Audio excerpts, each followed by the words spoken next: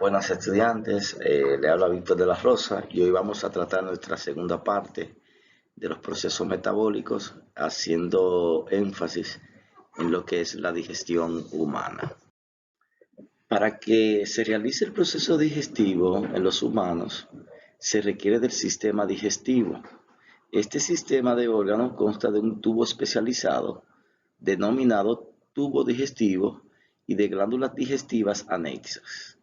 El tubo digestivo comienza en la boca y termina en el ano. Las glándulas digestivas localizadas fuera del tubo son las salivales, el hígado y el páncreas. El proceso digestivo se realiza de manera gradual, con la participación de los distintos órganos que conforman el sistema a niveles diferentes según el paso de alimentos a través del tracto o tubo digestivo.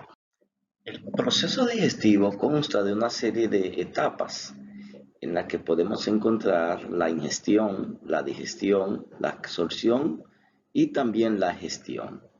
Si hablamos de la ingestión, consiste en llevar los alimentos a la boca. Con relación a la digestión, constituye la fase en la que las macromoléculas de los alimentos son degradados a moléculas suficientemente pequeñas para que el organismo la utilice en la elaboración de sus propios combustibles o moléculas.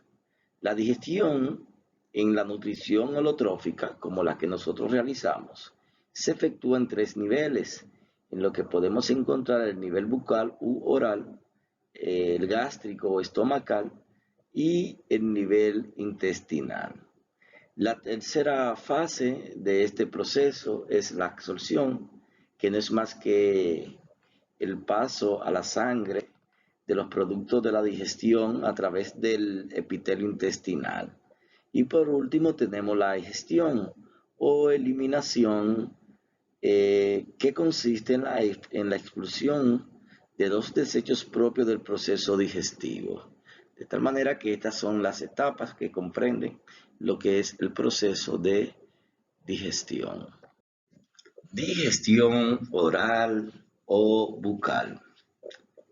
Con la llegada de alimento a la boca se inicia la transformación física y química de este, a lo que se denomina digestión.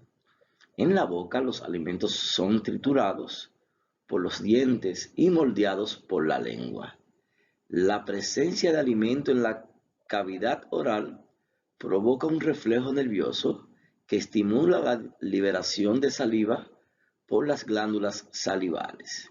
En los seres humanos, la producción diaria de saliva es de aproximadamente 1 litro y la saliva contiene una serie de sustancias, las que podemos encontrar la mucina y amilasa salival, o mejor conocida como la tialina. La mucina, además de suavizar el alimento para su deglución, también protege la mucosa bucal de quemaduras por alimentos calientes. La amilasa salival o tialina es una enzima que actúa sobre el almidón específicamente, hidrolizándolos hasta llevarlo a maltosa. De tal manera que el almidón, que es un polisacárido, se degrada a través del proceso catabólico y se convierte en un disacárido, que en este caso es la maltosa.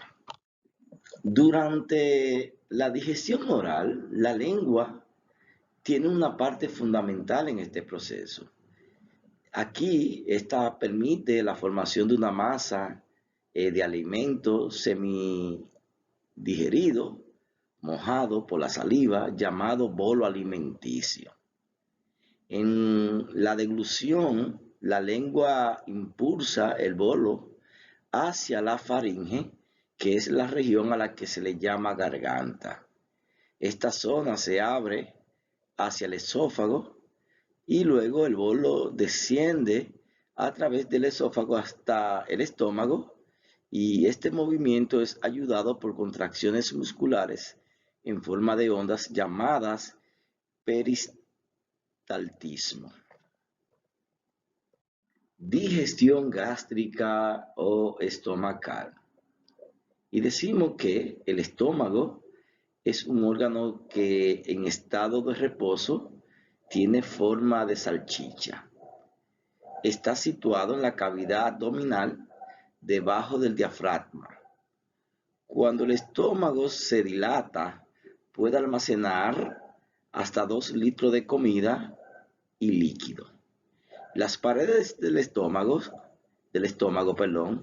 están tapizadas por glándulas gástricas que segregan de 400 a 800 mililitros de jugo gástrico en cada comida. La acción del jugo gástrico convierte al bolo alimenticio que fue formado en la boca en un caldo rico en nutrientes llamado quimo, el cual tiene un pH ácido. ¿Qué contiene el jugo gástrico? Pues quiero decirle que el jugo gástrico que se encuentra en el estómago contiene agua, ácido clorhídrico, peccinógeno y moco. El peccinógeno, óigalo bien, el peccinógeno es una forma inactiva de enzima.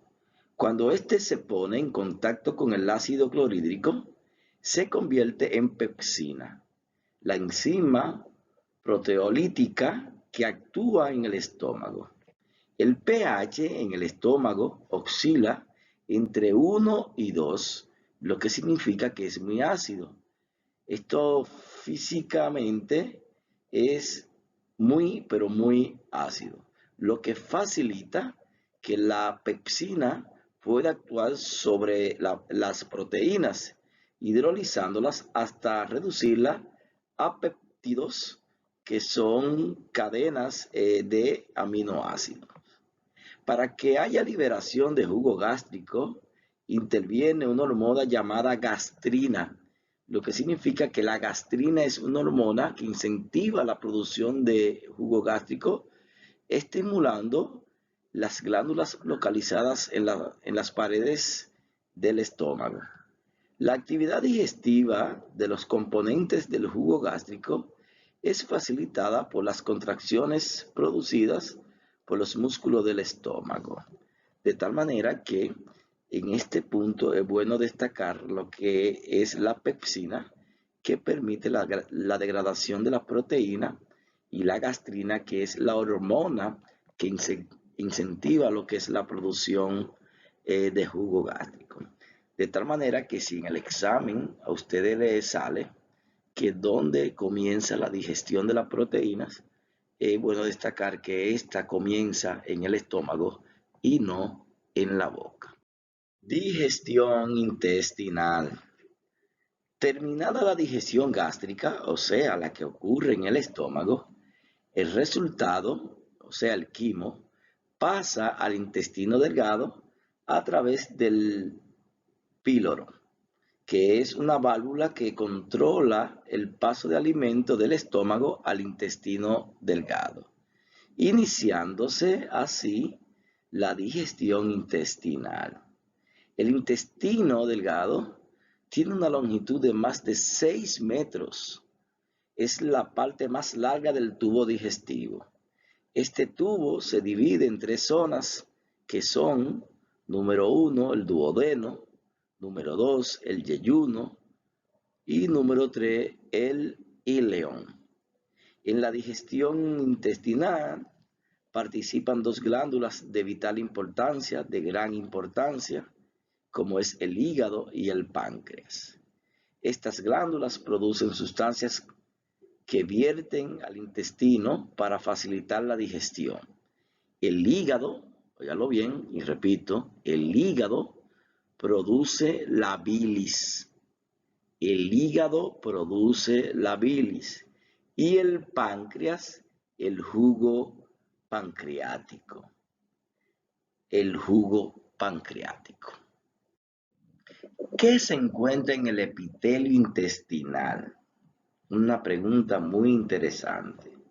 Y en el epitelio del intestino se localizan las glándulas intestinales. las cuales segregan el jugo intestinal, el que contiene varias enzimas. Entre las enzimas del jugo intestinal figuran las disacarasas, que actúan sobre los disacáridos para degradarlos a monosacáridos. Y las disacarasas son la maltasa, que se degrada a la maltosa en molécula de glucosa. Está la sacarasa, que hidroliza la sacarosa en molécula de glucosa y fructosa. Y está también lo que es la lactasa, que actúa sobre la lactosa para degradarla en moléculas de glucosa y también galactosa. El hígado, importante órgano que es una glándula anexa, y podemos decir que el hígado produce la bilis, una mezcla alcalina muy importante para la digestión posterior de las grasas.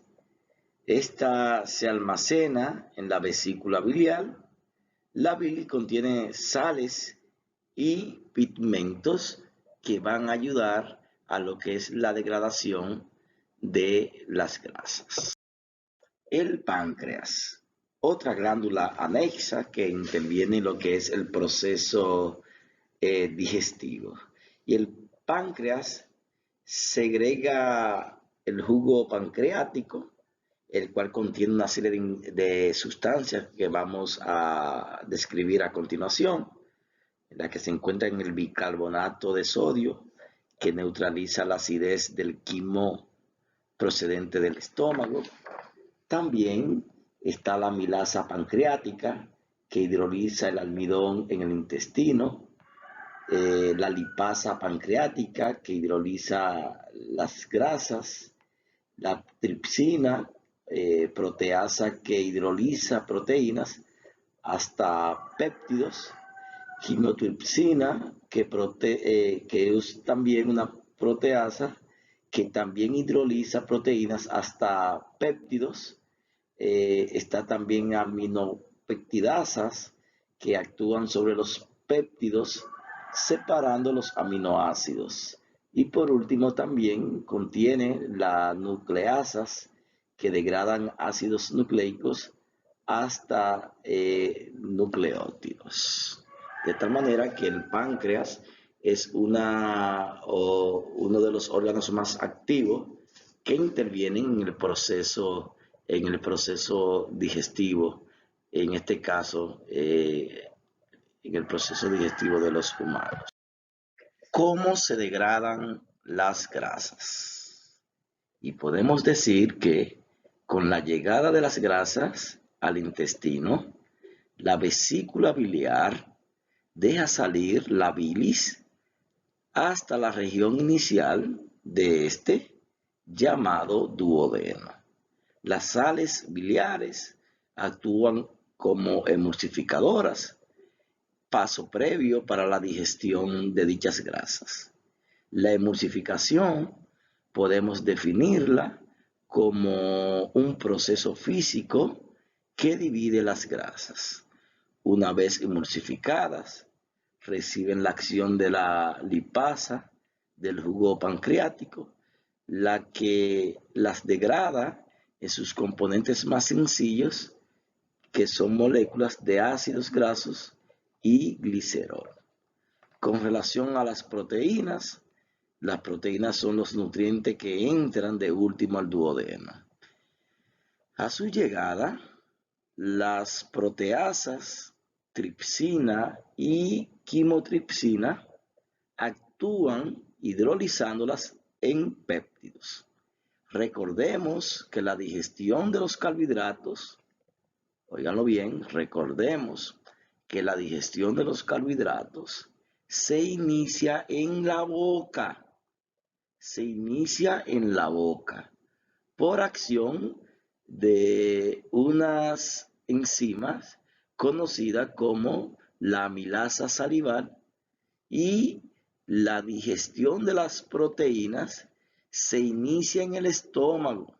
Óiganlo bien, la digestión de las proteínas se inicia en el estómago con la acción de la pepsina Y por último, los lípidos o grasas se degradan en el intestino delgado con su emulsificación, producto del efecto de la sustancia que suministra la bilis, que las prepara para la acción de las lipasas.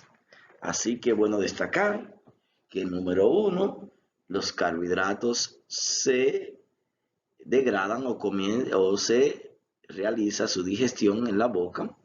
La digestión de las proteínas comienza en el estómago y la digestión de las grasas comienza en el intestino delgado, producto de la bilis o de las sales biliares que permiten la degradación de este nutriente. La absorción. Si hablamos de la absorción, luego de realizada la digestión, se pasa a la fase de la absorción. En esta fase, las sustancias digeridas pasan a la sangre. La absorción se realiza a diferentes niveles, en lo que podemos encontrar el nivel estomacal, el nivel del intestino delgado y también la absorción a nivel del intestino grueso o el colon. Pero ocurre en cada una de estas partes mencionadas lo que es el proceso de absorción. Y se preguntarán ustedes, ¿qué ocurre o qué se absorbe en el estómago realmente? Y podemos decir que en el nivel estomacal, en el estómago se absorben ciertas cantidades de agua, azúcares simples, sales, alcohol, algunos fármacos y veneno, por ser sustancia formada de moléculas muy pequeñas que atraviesan las paredes del estómago. Lo que significa que si en el examen le sale que donde se absorbe el veneno, se absorbe obviamente que en el estómago y pasa directamente a lo que es el torrente sanguíneo. En el intestino delgado se absorben una serie de sustancias interesantes y aquí las sustancias pasan a la superficie interna del epitelio intestinal. Esta superficie está cubierta por células con una adaptación denominadas vellosidades, las que están cubiertas de vasos sanguíneos y linfáticos. Esta gran superficie de vellosidades aumenta notablemente la velocidad de absorción de los nutrientes. Esto permite que la mayor cantidad de nutrientes se absorban en el intestino, específicamente en las regiones tales como el yeyuno y también el ilio. La mayoría de las sustancias nutritivas que pasan a la sangre llegan al hígado a través de la vena, específicamente la vena porta hepática. Aquí se tamizan y se distribuyen sus nutrientes, almacenándose otros, como es el caso del glucógeno, el glucógeno hepático y algunas vitaminas. Y todas estas acciones de absorción ocurren en el intestino delgado. Con relación al intestino grueso o el colon, aquí llega el residuo líquido de los materiales una vez completada la digestión y la absorción en el intestino delgado. En el colon se absorbe una gran cantidad de agua y sodio, y en esta región habitan bacterias que producen vitamina K y algunas también del complejo B. Los desechos del tracto digestivo se hacen más sólidos al moverse a lo largo del colon. Este movimiento es lento y dura alrededor de 12 a 24 horas, formándose así la materia fecal. Esta se acumula en la porción llamada recto, de donde se expulsa por el ano, fase a la que se denomina egestión, o mejor conocido como eliminación, y también llamado defecación. Todo esto ocurre en el intestino grueso. Tomen apunte, anoten, porque son preguntas de examen. Con relación a la respiración, es el proceso por el cual los seres vivos degradan moléculas orgánicas, tales como carbohidratos o grasas, que proporcionan los alimentos para obtener energía biológicamente utilizable en forma de trifosfato de adenosina, o mejor conocido como ATP. La respiración es la vía principal del catabolismo celular y el principal sustrato orgánico utilizado por las células para la producción del ATP es la glucosa. Y por eso que ustedes ven una serie de ejemplos relacionados con la respiración, donde sale este compuesto que es de vital importancia para la adquisición de energía. En la página 65 de su libro de teoría, hay un esquema muy interesante que describe realmente la elaboración de moléculas de ATP, donde está representada por una serie de enlaces de alta energía, un grupo fosfato, y también representado por la adenosina, que es la adenina, más un azúcar que es el azúcar ribosa. Cuando una enzima separa el grupo fosfato terminal de una molécula de ATP, este se degrada y libera energía útil mucho más fácil que el alimento. Por lo tanto, el ATP es un portador valioso de energía, específicamente energía química, que la célula puede usar con facilidad, principalmente en trabajo mecánico, como es la contracción muscular, correr, caminar, nadar, pero también en trabajo eléctrico, como la conducción del impulso nervioso, y en el trabajo de síntesis, como es la elaboración de compuestos orgánicos necesarios para la célula. Con relación a la respiración, este consta de una serie de etapas interesantes, y podemos decir que el proceso de respiración, en su sentido más amplio, consta de 3 etapas, que son la respiración externa o intercambio de gases, transporte de gases y también la respiración celular. Si hablamos de la respiración externa o intercambio de gases, es el intercambio de gases con el ambiente externo, que consiste en tomar o exhalar oxígeno y expulsar dióxido de carbono, en este caso en los animales. Este es un proceso esencial para la respiración y la bioenergética, ya que a través de ella podemos adquirir todas el combustible necesario para realizar las diferentes actividades. Y se llama externa porque el oxígeno se obtiene del ambiente externo y el dióxido de carbono se libera hacia el ambiente. Los movimientos del tórax ayudan a la circulación del aire. La inhalación se produce por la dilatación de la cavidad torácica y el movimiento de las costillas, como también el diafragma. El aire pasa por las cavidades nasales, se calienta y humedece, pasa por la faringe a la tráquea, la cual se continúa con los bronquios, que se ramifican cada vez más y terminan en una gran cantidad de sacos microscópicos llamados alvéolos musculares. Allí se realiza el verdadero intercambio de gases y el oxígeno pasa rápidamente a la sangre.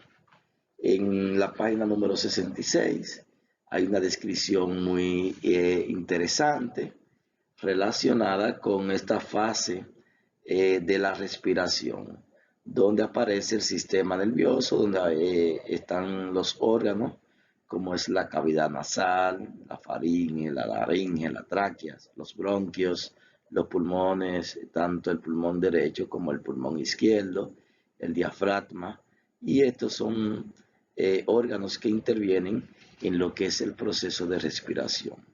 Y también hay un esquema que describe muy específicamente cómo se da la distribución del oxígeno en el pulmón, que es transportado por la hemoglobina que se encuentra en la sangre, y luego vemos lo que se produce. Así que interpreten bien ese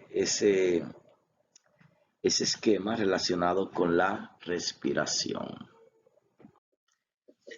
Como ustedes recordarán, existen dos modalidades interesantes de la respiración, en lo que podemos describir la respiración aeróbica y la respiración anaeróbica. En este caso, en esta imagen, hay un esquema de la respiración aeróbica, donde el C6H12O6, que es la glucosa, en presencia de oxígeno, va a producir dióxido de carbono más agua más molécula de ATP.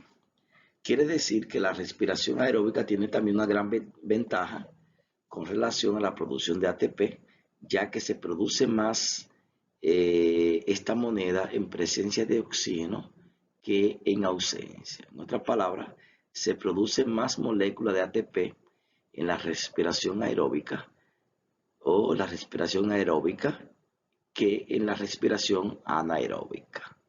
Y es un dato interesante que deben tomar en cuenta. La respiración celular se realiza en 3 etapas metabólicas con la participación de enzimas. Entre la primera etapa de la respiración está la glucólisis, como lo indica en el esquema que tenemos presente. Y la glucólisis es la degradación parcial de la glucosa en ausencia de oxígeno. En consecuencia, se transforma en un compuesto llamado ácido pirúvico y se obtiene 2 moléculas de ATP. Ahí tenemos en el primer caso, en los casos de glucólisis, pero aquí en esta imagen nos interesa principalmente el segundo o la segunda ecuación, donde la glucosa en presencia de 2 moléculas de ADP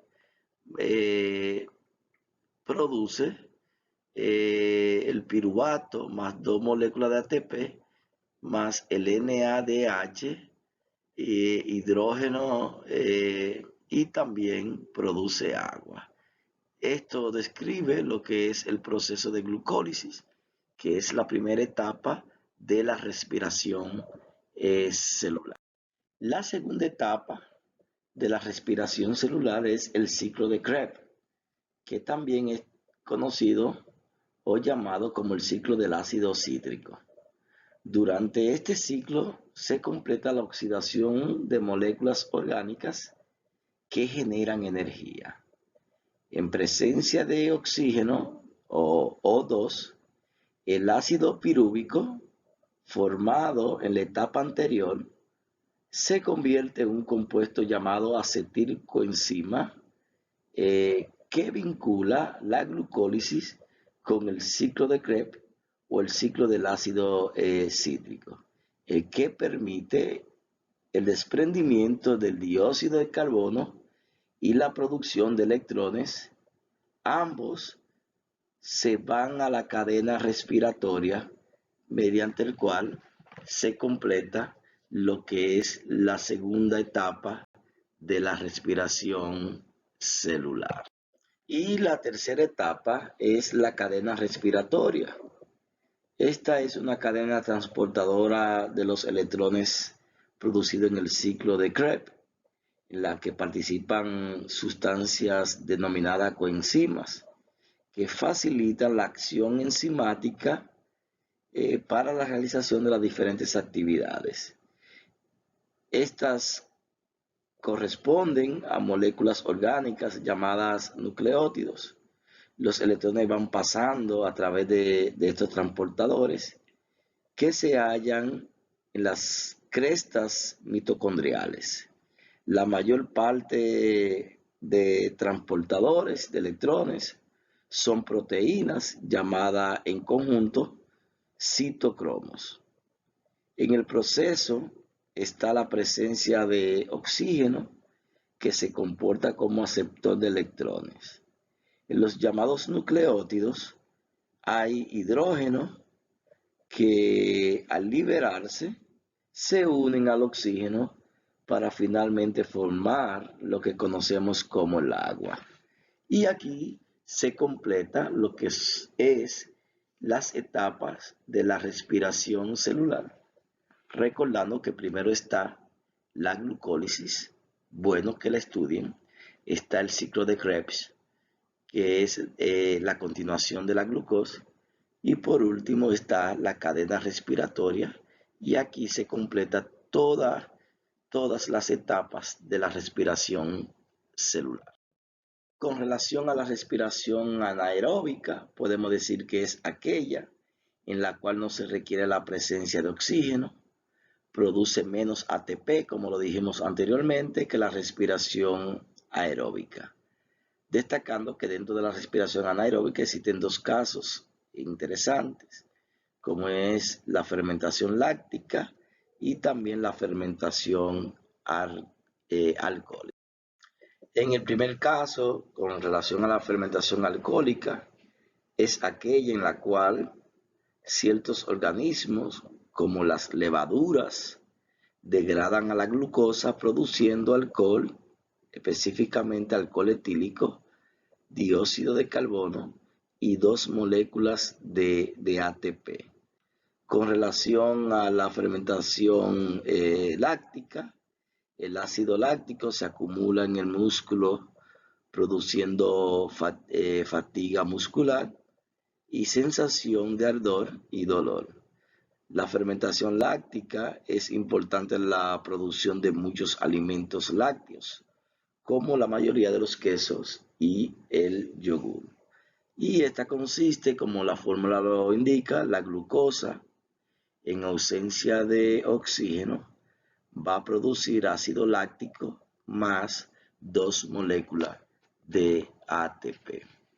Y hasta aquí hemos llegado a lo que es el tema relacionado con la unidad número 2, relacionada con los procesos metabólicos. Lo que le queda es que estudien, que aprendan bien, que escuchen bien estas explicaciones para que le vaya bien en su segundo parcial. Así que muchas gracias y le habló su profesor Víctor de la Rosa. Pasen buenas y que Dios le bendiga.